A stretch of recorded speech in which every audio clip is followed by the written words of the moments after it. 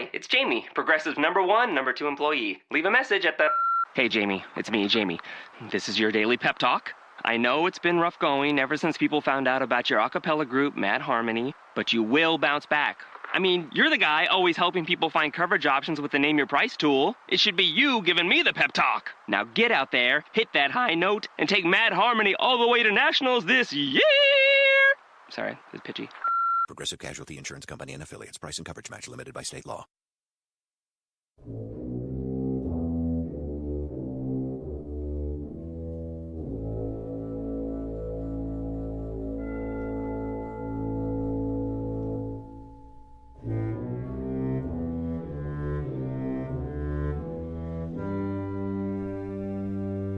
Welcome back to Mysterious Goings On. I am your host, Alex Greenwood. Hey, it's been a while.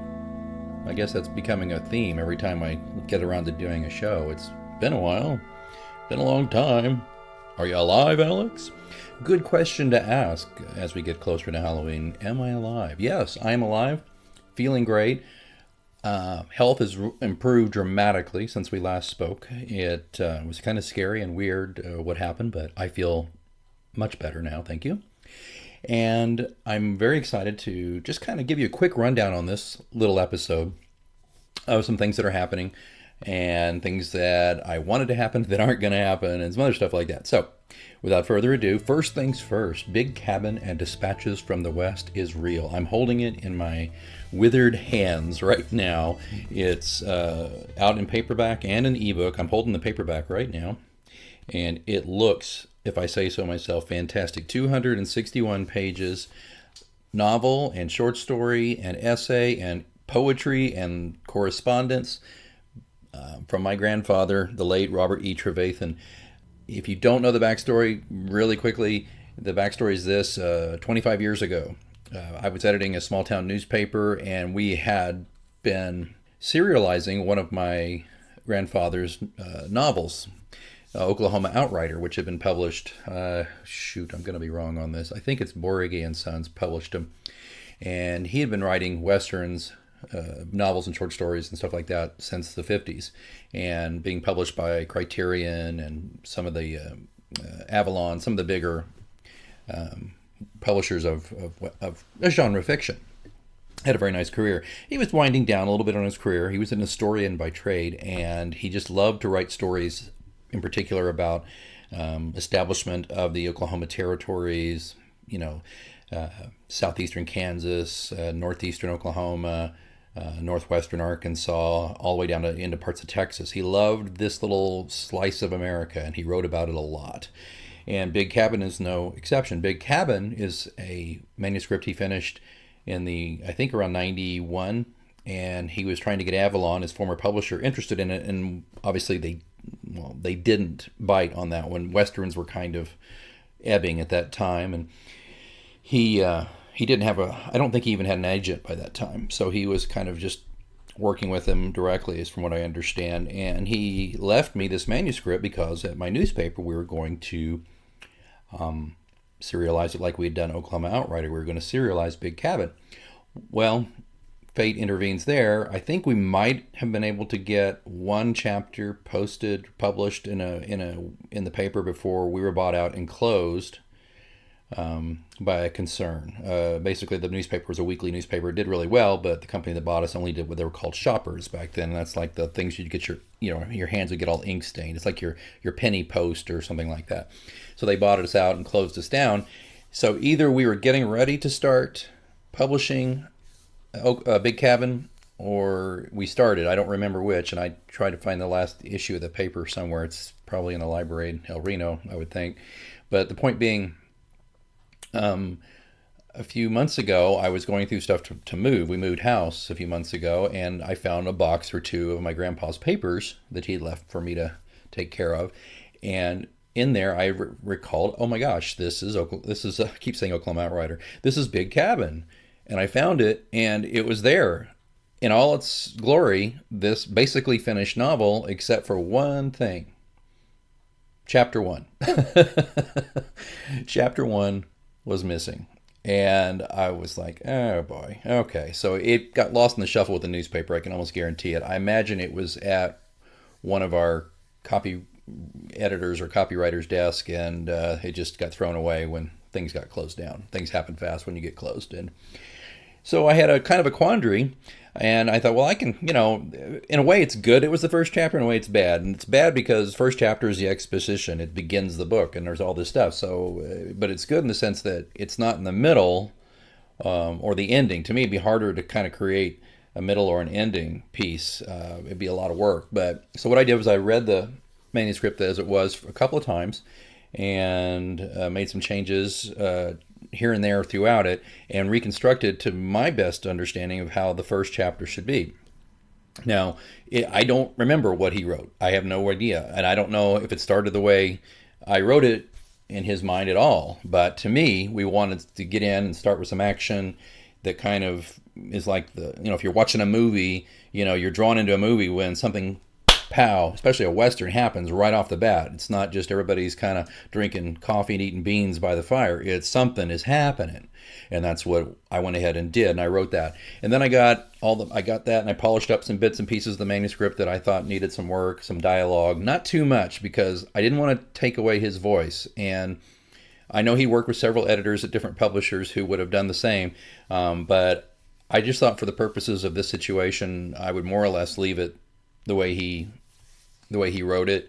But again, just polished up some stuff. His dialogue in places was very expository. And I talked about that with my longtime editor, Robert Hayes, Jr., who agreed to work with me on this and did his usual wonderful job and very loving and caring for the project is almost as much as me. And by the way, if you want to learn about Robert, check out an episode of the podcast. I believe it was the one previous to this one, where he talks about his own drama in his real life. It's a fascinating interview, if I say so myself, so I think you ought to listen to that if you haven't heard it yet. Okay, so Robert and I are looking at it, and he and I go back and forth, and he had some great suggestions, and he polished up some stuff, and we got it to the shape that it's in. I got a hold of my buddy Jason McIntyre, who is a brilliant author, but also equally brilliant cover artist, and he did a bang-up job. I'm so touched by this cover he did. He just nailed it. I mean, it doesn't describe every event that happens in the book, but it captures what this is to me, because what he has here is you have two horses. One of them is a cowboy on one horse leading a riderless horse behind it. And in a way, that's how I feel about this book, is my grandpa, who I lost in 2002. We're kind of leading this we're leading this horse into the ranch one last time without him. And it's emotional. It really is. So the cover really speaks well, I think, to what we were trying to do. So what it is, and I thought when I got into this with Big Cabin, I decided that we wouldn't just do Big Cabin, because I found one of his pulp fiction magazine stories from 1957. I bought it online. The magazine is called Ranch Romance. It's completely out of date, out of business. The rights have reverted to the family for the story, and I thought, well, I'm going to do this. So it's Cherokee Strip or Bust, which is about one of the Oklahoma land runs. And I'm going to tell you something. It's so interesting if you read Big Cabin, written basically the last novel he wrote before he passed away, and then you read Cherokee Strip or Bust, which was a lengthy short story he wrote and got published in 1957. I want to tell you, it's so interesting to see how the writing style changed a little bit. He was really good right out of the box in the 50s, but then you see in this last book, you see a maturity that comes to the writing, and he's patient with the material. It's really interesting to read. So I included that, and then I had all these files from the El Reno Light, where we had published not only his, one of his books as a serial, but we had also published some essays he had done and some poems, and they're called Clara Hughes and some stuff like that. And I found these, and I went ahead and put them in here. And so you got about, like I said, about 262 pages of stuff, including a very nice editor's note from Robert, and a foreword that I wrote, and an afterword that I wrote. And it just says it all. I'll leave it to you to read it. It's Caroline Street Press is the publisher. You can get it exclusively at Amazon right now, or me. If you want an autographed paperback, just get a hold of me at pilotescross.com and click on the merchandise tab, and then just put in your order. All you have to do is put in how many you want, your information, and then if you want me to autograph it, I'll autograph it. If you have a special message you want me to write as a gift to someone, you need to let me know there at pilotescross.com. That's PILATESCROSS.com. And if you just want one for your Kindle, you can go to Amazon.com and just look for Big Cabin and Dispatches from the West. Robert E. Trevathan, Trevathan, with little old me, J. Alexander Greenwood. So, it's a handsome volume. It looks great. And Jason also didn't just do the cover, but he also did the interior design. And he did a magnificent job. And we've dedicated it to Velma, who was my grandmother and my grandpa's wife, obviously. And I'm not sure he ever dedicated any books to anybody. I never noticed that in any of his books. I think he just wrote them and that was it. There was no dedication. But I went ahead and dedicated this one to my grandma Velma, who my grandpa loved and very, very much. And so Big Cabin and Dispatches from the West. I never expected it to sell huge amounts. Westerns aren't everybody's cup of tea. But if you have somebody in your life who likes Westerns, if you want to learn a little bit about Oklahoma and Kansas history, particularly the railroads and what effect they had on establishing the new frontier, this is a great book. And it's got a lot of real people mixed in. Colonel Stevens, Stan Waddy, all these different people. My grandpa was really adroit at bringing his fictional characters in line with real people and being historically very correct, being an historian. So, Big Cabin. That's it. Big Cabin and Dispatches from the West. It's so great to put this out. And I got to tell you something.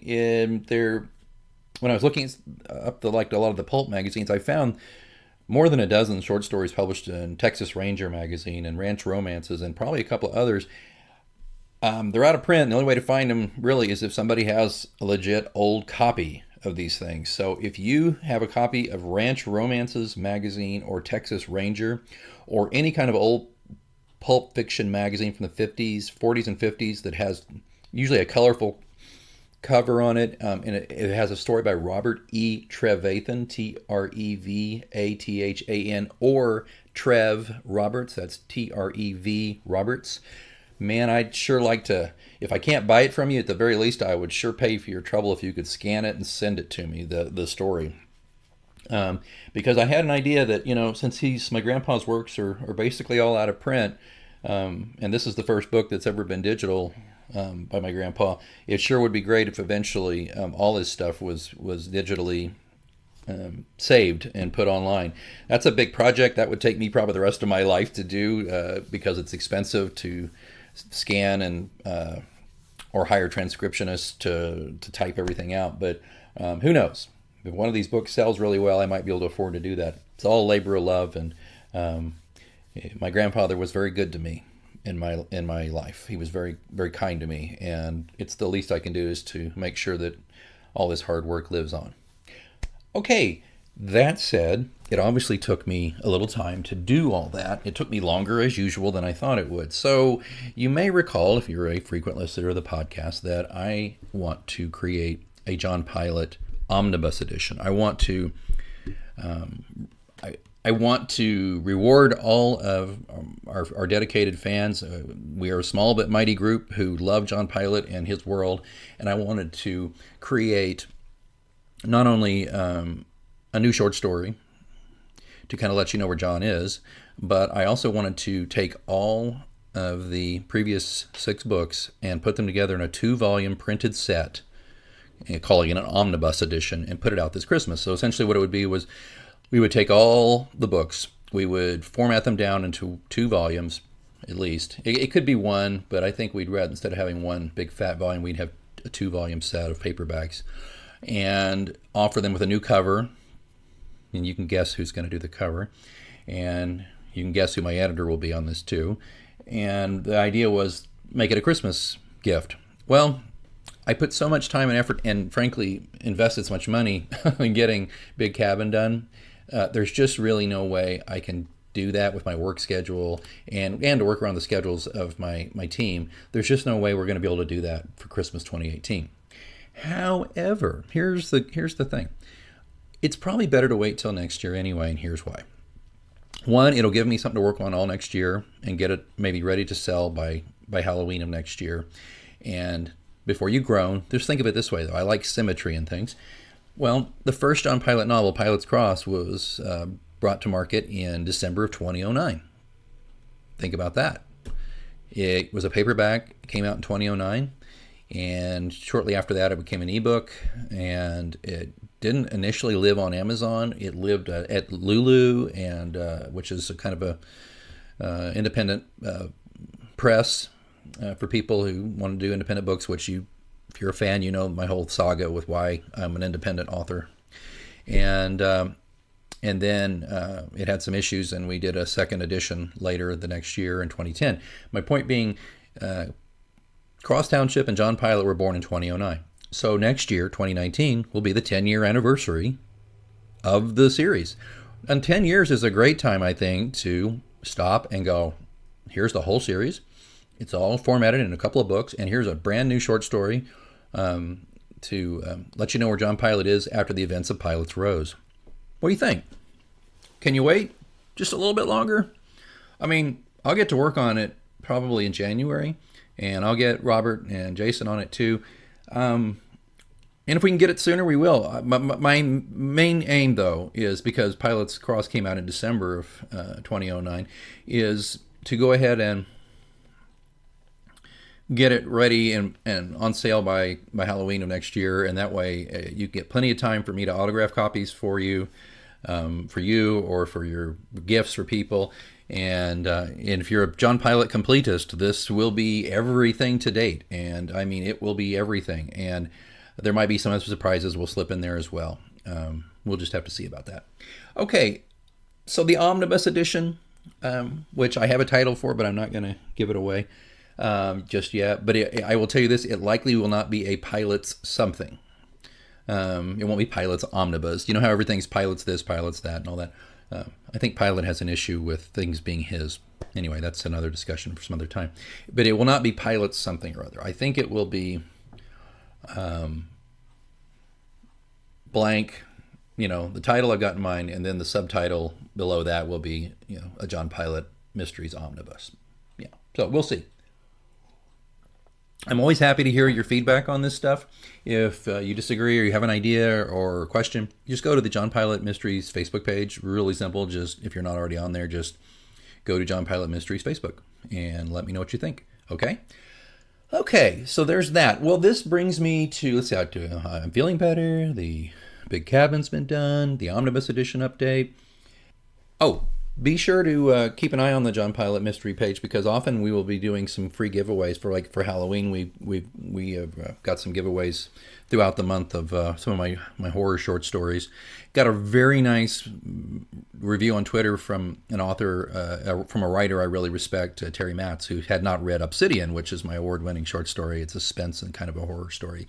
She had never read it. We've known each other for a long time, but she had never read it, and she wrote me a nice little Twitter review saying how much she enjoyed it and how I should write more horror. Well, I always feel like that around this time of year, not just because of Halloween, but there's something about the fall of the year and the lengthening shadows that we get that makes me, and just the end of living things for the cycle of the year. It always kind of brings me to horror, and I've got some ideas percolating for that. So I'll let you know if I get anything going with that. But the thing I wanted to say is be sure to check the John Pilate Mysteries Facebook page for information about freebies I'm giving out on on Amazon, and or just sales, things like that. So please check there periodically and give me a thumbs up once in a while. Let me know you're there. That reminds me that if you want a little Halloween treat, speaking of Obsidian, I would like to invite you to just do what you've done here, which is listen to the podcast, but go back to chapter 25. That was back in October of last year, where I read my short story, Obsidian. Here's the blurb. Catch a disturbing glimpse of the night with this multiple award-winning short story in the tradition of The Twilight Zone. A man awakens in a secluded cabin to find he's being watched by a shape with obsidian eyes. Who or what is watching him, and why? And as I said, it's a winner of the Shelf Unbound Wattpad 2011 Short Fiction Award and the April 2010 Writing Room Award. So I'm really, really proud of it. So go back here on the Mysterious Goings On to last year. Go to chapter 25 and give it a listen. It's a Halloween Treat is the name of the chapter. And here we're on chapter 33. We are talking about catching up. Last episode was chapter 32, Writing, Editing in Prison, as I mentioned previously with Robert Hayes. Please do listen. There's a lot of stuff with this podcast that I want to do. If you know nothing about me, at least know this. I'm full of good intentions, but I'm also extremely busy. I run my own business. I have a young daughter. I have a family. I work a lot, including weekends lately. I've got a client that keeps me very busy. I've not had a full weekend off 2 months, but it's been pretty heavy workload, and I'm just mentally fried usually, and it's hard for me to write. I'm no Jason McIntyre. I can't just open a vein like he does and or Stephen King and just write.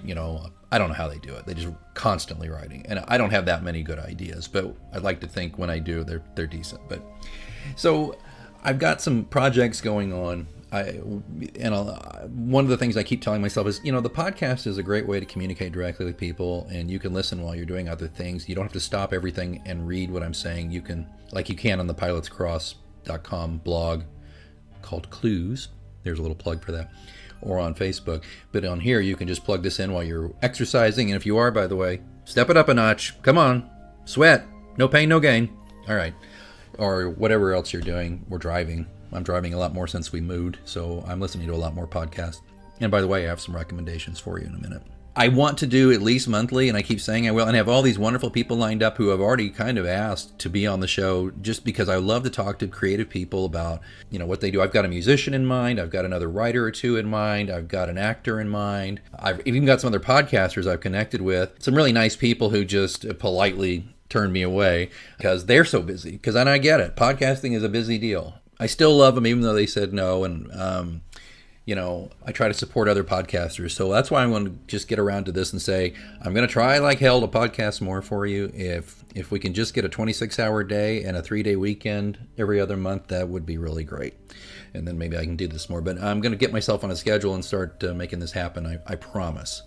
Okay, speaking of podcasts, I recommend. Okay, especially for Halloween, I want to let you know of 3 or 4 shows I really love. One of them is The Retroist. If you're a child of the 80s, and I was not born in the 80s, but basically my formative years growing up, where pop culture was important to me, was the 1980s. Yeah, I'm old. The Retroist is a great, fun podcast that looks back at TV shows, games, pop culture phenomenons, food, restaurants, all sorts of stuff, remembrances of the 80s. It would make a hell of a book. This gentleman who does The Retroist, he should write a memoir because he's got a delightful memory and he's got kind of an interesting delivery and has a lot of fun with his show. So The Retroist, I recommend that. And they're doing their annual Halloween special, which is not to be missed. It's so good. I'd also like to recommend, speaking of Halloween, Unmasked, which is a limited run podcast about one of the greatest horror films ever made, Halloween. John Carpenter's Halloween, that is. It's just delightful. It's got interviews with John Carpenter, Jamie Lee Curtis, all these people, stories you may have heard about the making of this film. Some of them I had not heard yet. Just some great stuff, behind the scenes stuff about, and also just some wonderful things about why it's such a phenomenon. And the host, I believe, shares something in common with me. I think she went to OU. I went to graduate school at University of Oklahoma. I think she said in one of the shows that she went to University of Oklahoma. So there you go. She's a Sooner. That's a good thing. So listen to that one. That would be Unmasked. And you can find that on iTunes as well, like you can The Retroist. Another great show, and I've loved these guys since the beginning, it is Astonishing Legends. You may see me rocking an Astonishing Legends hat or t-shirt in a lot of my Instagram or Facebook posts. I love these guys. Forrest and Scott, they are doing the show that I wish I could do. In fact, they're doing a show that's very similar to, in a way, to one I did years ago called Simon's Groove that I did with my buddy Mike, and where we just talked about stuff that interested us. Well, what interests Forrest and Scott is spooky shit. It's the paranormal, it's weird history, it's strange science. These guys, and they've got a great rapport. Forrest has a wonderful voice. Scott is such a cool dude and a very caring individual. I've spoken to him offline many times. I won't even begin to tell you some of the sweet, nice things he's done for me, a guy he's never even met. I just love the show. It's called Astonishing Legends. I will tell you this, they go long. They go anywhere from an hour and a half to 2 hours or more on a subject, and they're not done at that point, but their episodes are lengthy, and they'll often do 2 or 3 episodes about stuff. Now, I'll be honest, sometimes they go off on tangents about stuff, and I'm just like, to me, it's half hour. And then I'm like, really? We're going to go deeper on this? Okay. But they always make it entertaining and fun. They're doing, throughout October, their spooky, scary stuff too, although it's pretty spooky throughout the year. There's a couple episodes. Tell you what, if you're interested, hit me up on Facebook and ask me my favorite Astonishing Legends episodes, and I will give you a few that you need to listen to immediately. Make sure you check out Astonishing Legends, Scott and Forrest, and tell them, if you ever comment or give them a review, tell them Alex Greenwood sent you, would you? That's kind of how I started out with them. I started sharing about their show a couple of years ago on Twitter and other social media platforms, just to kind of let everybody know. And what's great about this is Scott and Forrest both acknowledge that and appreciate that. It gets kind of old when you help other people achieve their dreams and they can't even say thanks once in a while, but Scott and Forrest are not those people. They are really great. Check out Astonishing Legends. So we are talking about the Retroist, we're talking about Unmasked, and we're talking about Astonishing Legends, and it wouldn't be complete at Halloween if you did not go check out the Halloween Haunter. I've been listening to this guy forever, and he and I have kind of had some offline discussions too, and I was trying to get him to read Obsidian on his podcast, but it's just too lengthy and not quite right. But this is a very kid-friendly history of Halloween. The Halloween Haunter is a great character. He only comes around in October every year. This guy who does this has got great voice and does really fun stuff. It'd be a good one to listen to with the kids, even if not the kids, if you're just like me, you're a Halloween nut.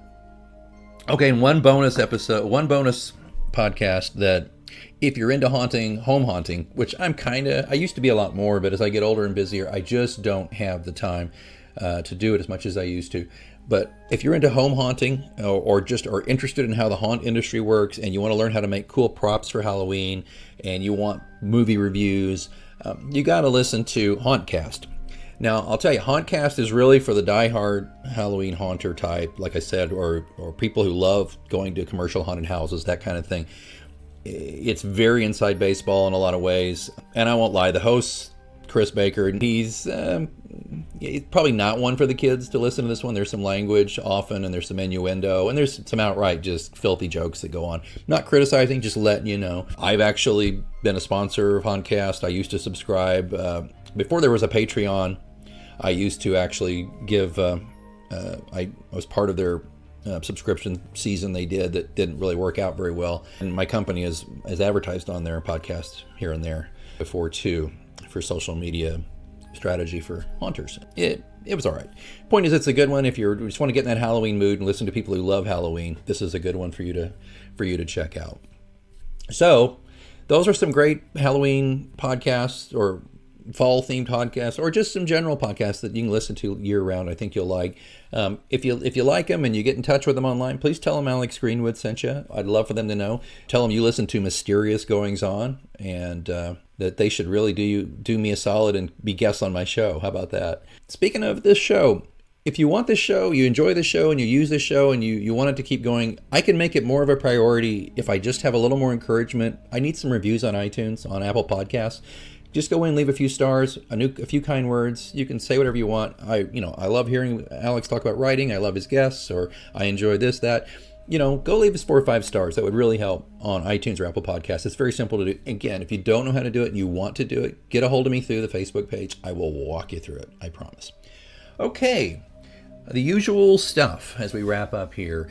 You can find all of the books on Amazon.com. You can find them. I'm going to be telling you right now, we're going to be phasing out a lot of the other outlets. We are just not getting anybody buying them virtually anywhere else but Amazon. So we're going to do some exclusivity deals with Amazon probably. I'll tell you more about that as it progresses, but just watch out. You're going to be, if you want some of the older books and stuff like that, they're going to be probably next year as part of the process of moving over to the Omnibus Edition. We're going to be moving a lot of the books that are available elsewhere over to Amazon. I hate to put our eggs in one basket, but Amazon is the 800-pound gorilla. And seriously, if you saw my sales, you'd see that about 90% of them or more worldwide are through Amazon. People just don't buy them through Barnes & Noble or Kobo or even Apple like they used to. I mean, they did a few years ago, but lately it's just all Amazon all the time.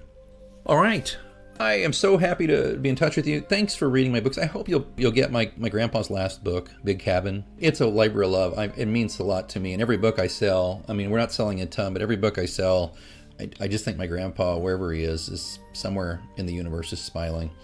And even if he's not, even if he has no clue, even if he's on a different plane of existence and has no idea it exists and doesn't care, it makes me smile. So thank you. All right, pilotescross.com is the blog and the merchandise. Just hit that tab to buy merch. And it's not just books. There's autographed books, but there's some other stuff on there, some fun stuff. You can go there. Also, don't forget John Pilate Mysteries on the Facebook. And I'm on the Twitter at @A_Greenwood. That's me on the Twitter. Follow me there. Connect with me there if you're on the big Twitter machine. This has been Chapter 33 of Mysterious Goings On, and I hope your Halloween is spooky fun, and you don't let all the bad crap going on in Washington, D.C. ruin your holiday season. But hey, we'll talk to you before the holidays even get rolling in a big way, I promise. Until next time, keep reading.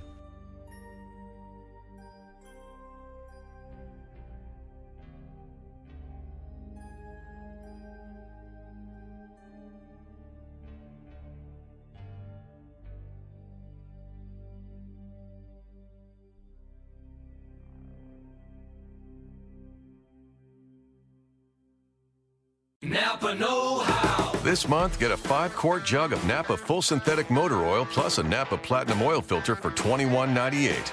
That's a pretty unbelievable deal. But trust us, it's totally real, but only for a limited time. So get Napa Full Synthetic and a Napa Platinum Oil Filter for $21.98 today. Quality parts, helpful people. That's Napa know-how. Napa know-how.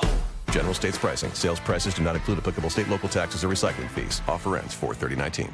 Don't miss today's Saturday steal at Old Navy. Dresses just $8 for women, $6 for girls. Plus, today's the last day to get women's and girls' tanks for $2 and men's polos for $5 at Old Navy and OldNavy.com. Valid 4/20. Select styles only. Limit 5 tanks.